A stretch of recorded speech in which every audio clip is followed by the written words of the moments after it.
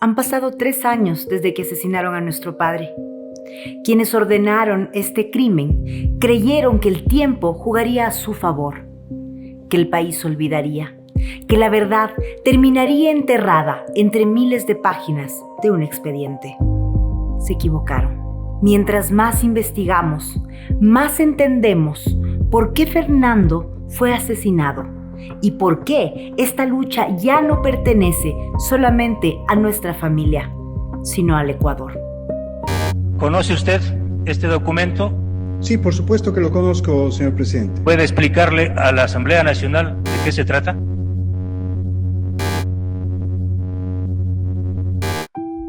Fernando nació en Sevilla, una pequeña comunidad campesina de Chimborazo.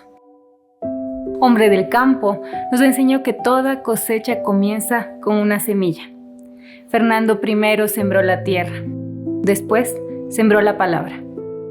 Mucho antes de escribir libros o presidir la comisión de fiscalización, escribía para Prensa Obrera y vendía ejemplares en los buses. Nunca necesitó fortunas para investigar. Su riqueza fue el valor de su palabra, su capacidad para construir archivos y su pasión por la verdad.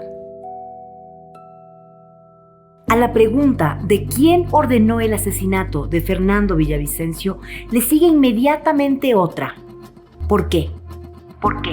La respuesta está en 40 años de trabajo y en un archivo de más de 260 investigaciones. Muchas comenzaron como reportajes periodísticos y terminaron convertidas en denuncias penales, procesos de fiscalización, juicios políticos y en algunos casos sentencias ejecutoriadas.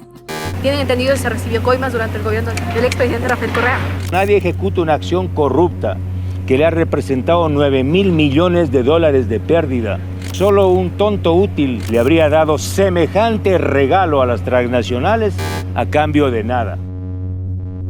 Fernando investigó el saqueo de los recursos petroleros, los contratos y el endeudamiento con China. Documentó las redes de corrupción en Petroecuador y reveló el sistema de sobornos que terminó con la condena por cohecho del expresidente prófugo Rafael Correa y del exvicepresidente Jorge Glass. Expuso los DINA Papers y el entramado patrimonial que rodeaba al expresidente Lenín Moreno. Investigó la captura de empresas públicas, la corrupción hospitalaria, el sector eléctrico, los puertos y las aduanas, el narcotráfico, el lavado de activos y las economías criminales que crecían mientras el Estado se debilitaba.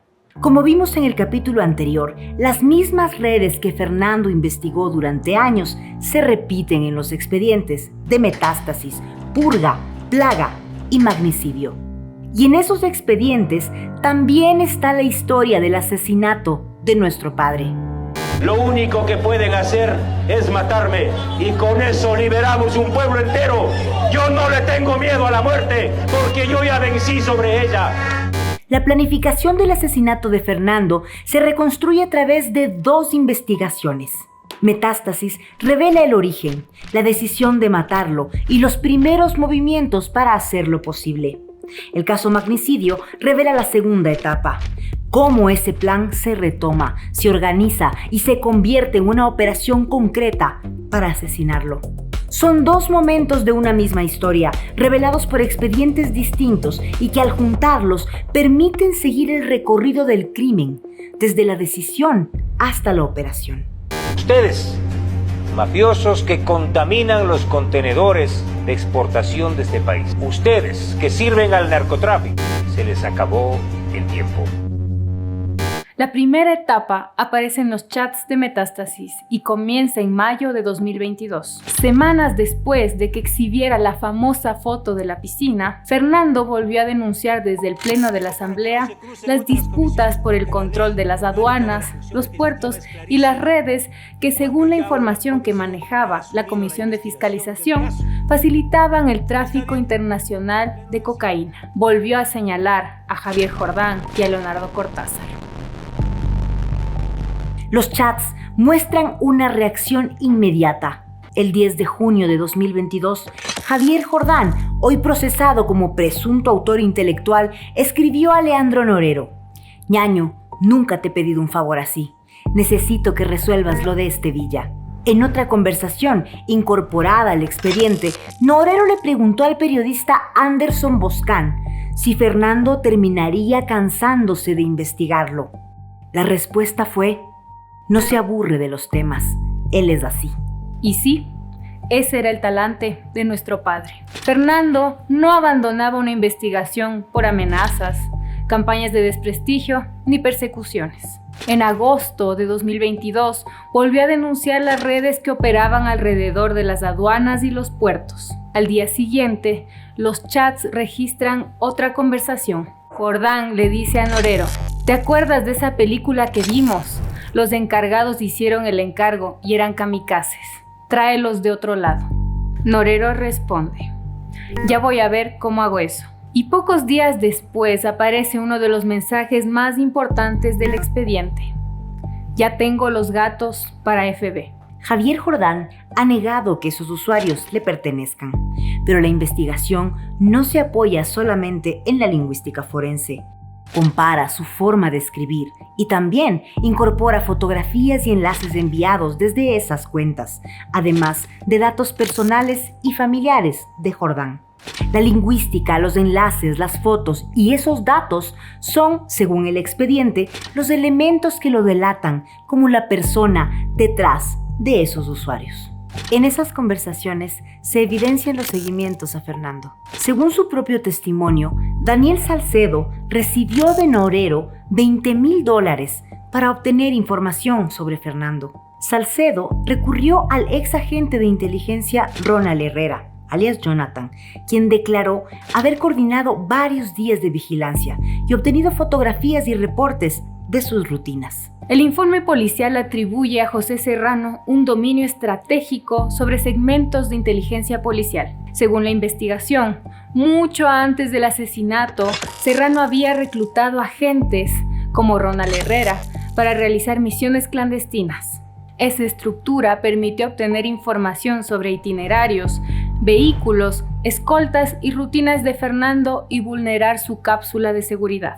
El expediente sostiene además que la organización accedió al sistema EQ911 para rastrear la ubicación del teléfono de Fernando y llegó incluso a utilizar un vendedor de caramelos para vigilar sus pasos. Según el expediente, mientras Javier Jordán coordinaba con Norero la planificación criminal, Ronnie Aliaga desarrollaba el frente político. Los elementos incorporados al caso Metástasis identifican a Aliaga como uno de los operadores políticos de Jordán. Los chats hablan de sacar a Fernando de la asamblea, retirarle la inmunidad y dejarlo sin la protección que tenía como presidente de la Comisión de Fiscalización. Ronnie Aliaga impulsó acciones por las denuncias relacionadas con la fotografía de la piscina. Desde la bancada de la Revolución Ciudadana se promovieron nuevas quejas disciplinarias. Luego llegó la suspensión impuesta por el CAL y continuaron los intentos por retirarle la inmunidad parlamentaria. En octubre de 2022, Leandro Norero fue asesinado en la cárcel de Cotopaxi. El plan, sin embargo, no desapareció. La mafia política financiada por los narcos, yo no les tengo miedo, que vengan nomás. La segunda etapa la revela el caso magnicidio. En 2023, tras la muerte cruzada y la candidatura presidencial de Fernando, el plan se reactiva y pasa de los seguimientos y las amenazas a la organización concreta del asesinato. Según los testimonios incorporados al expediente, Daniel Salcedo volvió a reunirse con Ronnie Aliaga, quien le confirmó que la operación seguía en marcha. Posteriormente, José Serrano habría solicitado nuevos seguimientos sobre los vehículos, los escoltas y las rutinas del candidato. La investigación sostiene que se instaló un dispositivo GPS para monitorear uno de los vehículos de la caravana. Días antes del atentado se habría entregado un informe final con los resultados de esa vigilancia. La ejecución material fue encargada a la estructura criminal de Los Lobos. Según la investigación, la autorización habría provenido de Wilmer Chavarría, alias Pipo, junto con Esteban Aguilar, alias Lobo Menor, y la participación logística habría estado a cargo de Luis Arboleda, alias Gordo Luis. La coordinación operativa quedó en manos de Carlos Angulo, alias Invisible, y Laura Castillo, alias La Flaca. El costo de la operación habría alcanzado $1 millón. Un testimonio detalla su reparto: $500,000 para la estructura de los lobos y la logística en Ecuador, y los otros $500,000 habrían sido entregados en Cali por alias Gorbeluis al frente Oliver Sinisterra para contratar a los sicarios colombianos. Para entonces, Fernando ya era candidato a la presidencia. El 9 de agosto de 2023, a las 6 de la mañana, publicó en X una encuesta que lo ubicaba en segundo lugar con el 13.5% de intención de voto. Horas después, fue asesinado. Fernando ya no era solamente el periodista que denunciaba las mafias, ni el fiscalizador que las ponía contra las cuerdas. Era un candidato que proponía convertir esas investigaciones en decisiones de Estado, depurar las instituciones infiltradas y golpear las finanzas del crimen organizado. Para nosotras, ese 13.5% ayuda a entender algo fundamental. A Fernando no lo asesinaron únicamente por lo que había descubierto. Lo asesinaron también por lo que podía hacer desde el poder. Esta es la única candidatura que le dice: aquí está el dinero de este país. No necesitamos seguir cargando de impuestos a la gente y tampoco endeudándonos con nueva deuda pública. No es posible que ningún otro candidato se plantee la lucha contra la corrupción. La operación no terminó el 9 de agosto. Según el testimonio de Marcelo Lazo, cuando la estructura supo que los sicarios colombianos detenidos estaban hablando con el FBI, señalando como responsable al correísmo, Javier Jordán y José Serrano habrían ordenado que fueran asesinados para no dejar cabos sueltos. Los 6 colombianos fueron asesinados en la penitenciaría del Litoral en octubre de 2023 y uno más fue asesinado en la cárcel de El Inca. El expediente también vincula el asesinato del cabo Alvarado Yaguna a esa lógica de silenciamiento, pues él habría realizado seguimientos junto al ex agente de inteligencia Ronald Herrera. Fernando dijo públicamente: que sepan los correístas y el país, lo que me pase, lo que les pase a mis compañeros de trabajo o a mi familia, es culpa de ustedes. Y lo digo clarito. Nosotras también queremos dejar una advertencia. Responsabilizamos de cualquier atentado, amenaza o agresión contra nosotras, nuestra familia, nuestro equipo de investigación o cualquier persona que contribuya al esclarecimiento de este magnicidio, a la estructura que, según la investigación fiscal, habría planificado y ejecutado el asesinato de Fernando Villavicencio. Hablamos de los procesados en esta causa: Javier Jordán, José Serrano, Ronnie Aliaga y quienes hayan participado como colaboradores, operadores, encubridores o beneficiarios de esta estructura. Clarito. Si quienes están señalados quieren defenderse, háganlo ante la justicia ecuatoriana. Vengan al país, den la cara y exhiban sus supuestas pruebas. Por eso, entregamos el archivo y los materiales de la investigación a la Seybox de Forbidden Stories.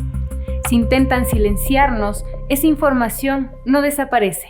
Queda protegida por una red internacional para que pueda publicarse globalmente, en varios idiomas, y la investigación continúe.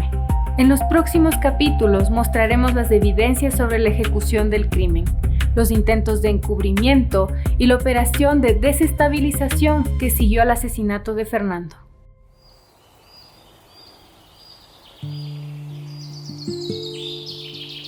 Don Villa, ya vino a Sevilla. Don Villa, ya vino a Sevilla.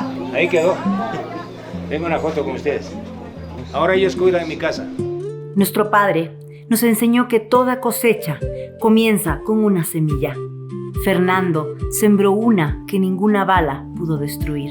Hoy, esa semilla vive en quienes siguen buscando la verdad y en quienes se niegan a aceptar la impunidad. Pueden asesinar a una persona, pero no borrar lo que escribió.